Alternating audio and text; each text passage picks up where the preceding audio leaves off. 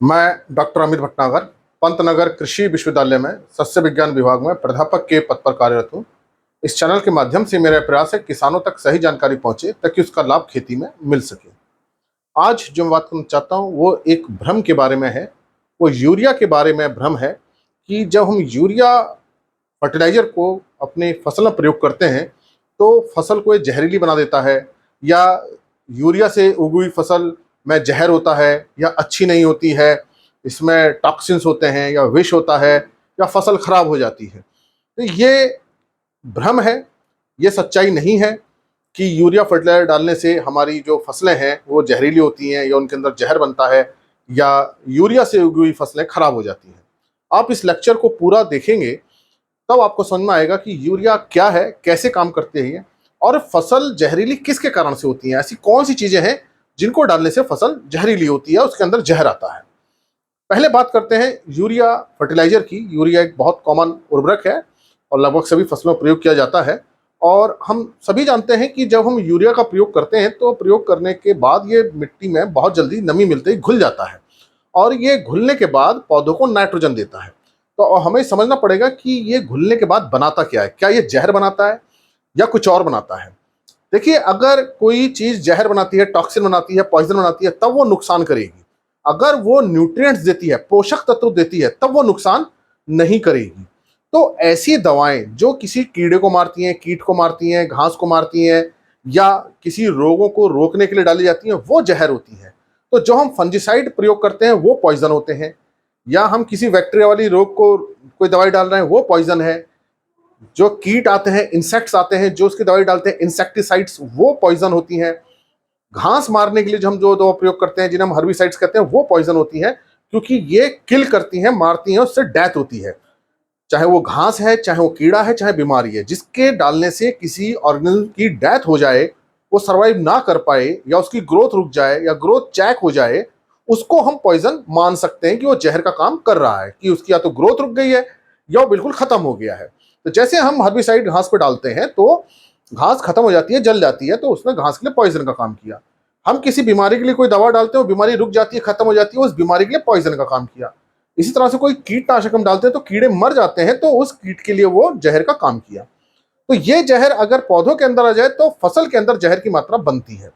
लेकिन अगर हम यूरिया की बात करते हैं, यूरिया पोषक तत्व देती है, मारती नहीं है, पोषक तत्व देती है।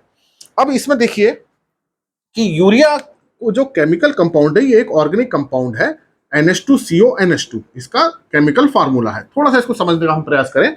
जब ये पानी में घुल जाता है और इसको पानी में घुलने के लिए यूरिया एंजाइम चाहिए होता है, तो पानी में घुल करके ये एक अमोनियम आयन बनाता है और CO2 गैस बनाता है। अब CO2 गैस कहाँ चली जाती है? वातावरण में चली जाती है और इस अमोनियम को पौधे ले लेते हैं। अब हम ये देखते हैं कि यूरिया से क्या चीज बन रही है मिट्टी के अंदर, पहले हमें ये समझना पड़ेगा। तो हम देखते हैं कि यूरिया से मिट्टी के अंदर केवल दो ही चीजें बन रही हैं। एक अमोनियम आयन बन रहा है जो नाइट्रोजन का एक रूप है, दूसरा कार्बन डाइऑक्साइड गैस बन रही है कि जो हवा में चली जाती है। तो इसका मतलब कि यूरिया पानी में घुलने के बाद दो ही चीजें बनाता है। एक नाइट्रोजन का अमोनियम रूप होता है जिसको पौधे ले लेते हैं, जो इसकी ग्रोथ में काम आता है। दूसरा कार्बन डाइऑक्साइड गैस बनती है, ये वही गैस है जो हम अपने श्वसन में, रेस्पिरेशन में निकालते हैं और ये वातावरण में वापस चली जाती है। और यही गैस CO2 गैस यूरिया बनाने के काम आती है। जो यूरिया बनती है वो CO2 गैस और अमोनिया गैस के रिएक्शन से बनती है। तो ये CO2, चूंकि ये CO2 बनने में प्रयोग हुई थी, CO2 गैस यहाँ पे यूरिया बनने में वापस वातावरण में चली जाती है। अब जो नाइट्रोजन प्रयोग हुआ था उसको पौधों ने ले लिया, तो अमोनियम आयन नाइट्रोजन का रूप है जिसको पौधे लेते हैं। तो यूरिया ने ये बनाया। लेकिन अगर मान लीजिए आप यूरिया की बहुत ज्यादा मात्रा डाल देते हैं, बहुत अधिक मात्रा डालते हैं, तब अमोनियम आयन इतना ज्यादा हो जाएगा, पौधे इसको जब एब्जॉर्ब करेंगे तब ये पौधों की सेल्स की डेथ करेगा। तो कोई भी चीज है, कोई भी साल्ट है, कोई भी बहुत अधिक मात्रा में हम डाल देते हैं तो पौधे उससे जलते हैं। तो ये जो यूरिया से जो पौधे जले, वो उनका जो जलना, जो बर्निंग होती है, बहुत ज्यादा कंसंट्रेशन जब हो जाता है तब उसको जलना पौधों में शुरू होता है। लेकिन हमको यूरिया रिकमेंडेड रेट में डालनी चाहिए, जो मात्रा बताई जाती है 1 कण की हेक्टेयर की, उसमें डालना चाहिए। बहुत ज्यादा हम डालेंगे तब ये पौधों की कोशिकाओं को खत्म करेगा। तो भी ये विष का काम नहीं कर रहा है, लेकिन ज्यादा आयन कंसंट्रेशन सेल के अंदर, अगर कोशिका के अंदर किसी भी आयन का बहुत ज्यादा कंसंट्रेशन हो जाता है तो वो कोशिका काम करना बंद कर देती है। तो ऐसे केस में जब हम नॉर्मल यूरिया डाल रहे हैं तो वो जहर का काम नहीं कर रही है, वो पौधे को बढ़वार दे रही है, उससे हरा रंग आता है, पौधों में क्लोरोफिल बनता है, पर्णहरित बनता है, जिससे फोटोसिंथेसिस होती है, पौधे की लंबाई बढ़ती है, पत्तियां बढ़ती हैं, हरा रंग से ही पौधे बहुत मजबूती लेते हैं, एनर्जी बनाते हैं, फोटोसिंथेसिस करते हैं। तो हमने ये देखा कि यूरिया डालने से कोई विष नहीं बनता है। अगर यूरिया बहुत ज्यादा मात्रा में डाल दी जाए तो वो उस कोशिका की डेथ हो जाती है, लेकिन फिर भी वो पॉइजन नहीं है। पॉइजन क्या है? कीटनाशी जितने हैं, ये कीटनाशी इंसेक्टिसाइड कीड़ों को मारने के काम आते हैं, या हमारे हर्बिसाइड खरपतवार नाशी हैं, हर्बिसाइड है, ये जो है ये पॉइजन है, ये मार रहे हैं किसी चीज को। यूरिया से तो पौधों की ग्रोथ हो रही है, तो फिर यूरिया जहर कैसे हो सकता है? इनको कीटनाशी डालने से कीड़े मर रहे हैं, खरपतवार नाशी डालने से घास मर रही है। इस तरह से जो फंजीसाइड कवकनाशी होते हैं, फंजीसाइड कवकनाशी हैं, उनसे फंगस वाली ग्रोथ खत्म होती है, फंगस रुक जाती है। इसी तरह से रोगनाशी जो जितनी भी दवाएं हैं, केमिकल्स जितने हैं, वो पॉइजन का काम करते हैं। तो यूरिया जो है वो पॉइजन नहीं है। यूरिया न्यूट्रिएंट्स देती है, लेकिन अगर बहुत ज्यादा मात्रा में डाल देंगे तो पौधों की कोशिकाएं जल जाती हैं ज्यादा कंसंट्रेशन होने से।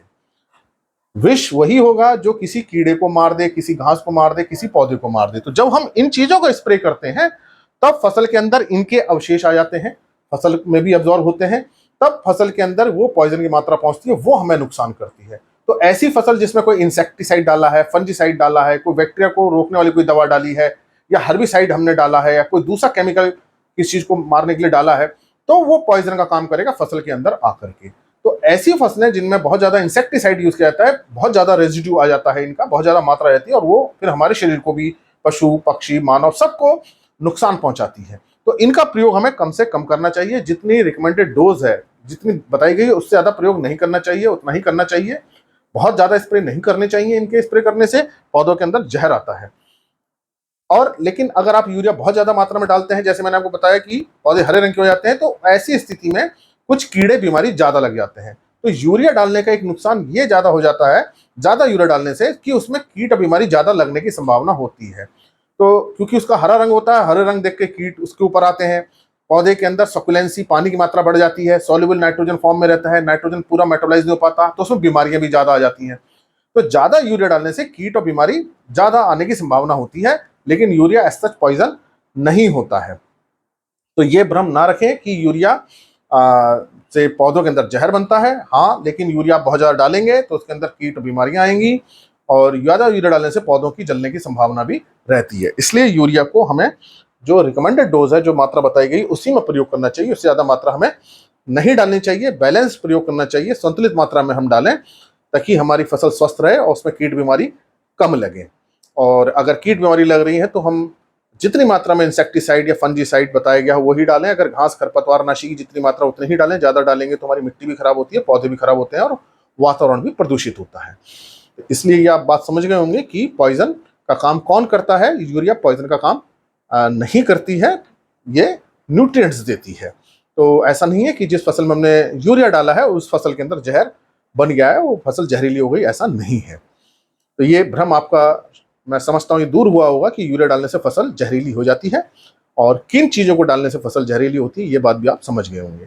इसी प्रकार के लेक्चर्स को देखने के लिए कृषि किसान प्लेलिस्ट देखिए, और अगर चैनल सब्सक्राइब नहीं किया है तो सब्सक्राइब कीजिए। धन्यवाद।